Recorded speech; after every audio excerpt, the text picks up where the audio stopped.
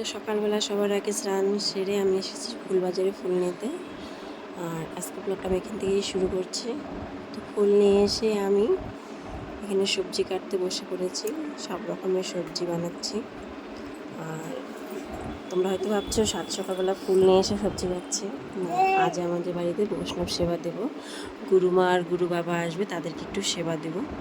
তো এদিকে আমার গুরুমা রান্না করছে আর আমি একটু সবজি কেটে দিচ্ছি। আর ঠাকুর ঘরে এটা হচ্ছে আমার গুরু বাবা, সে পুজোর আয়োজন করছে। সবজি কাটা হয়ে গেলে আমি এদিকে শাড়ি পরে রেডি হয়ে যাচ্ছি, ভোগ আরতি হবে।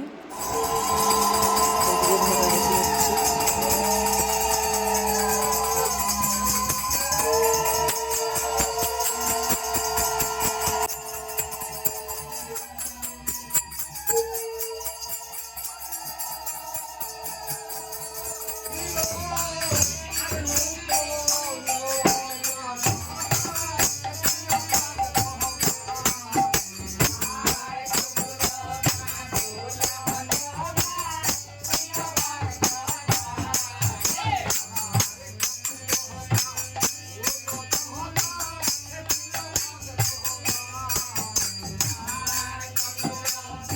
তো উপরে ভোগ আরতি হচ্ছে আর নিচে এদিকে খিচুড়ি বানানো হচ্ছে।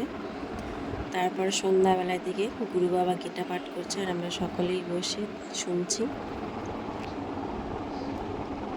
অনেকদিনের ইচ্ছা ছিল একটু গুরু বাবা গুরু মাদেরকে একটু সেবা দেওয়া। তো তারা সেবা নিয়ে সন্ধ্যাবেলা একটু গীতা পাঠ করা হচ্ছে। গীতা পাঠটা করা হলে তারা রওনা দেবে।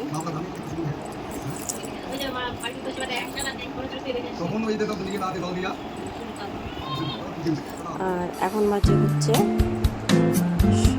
রাত্রি 2টো, সবাই ঘুমিয়ে পড়েছে আর আমি তো কাজ সেরে কেবল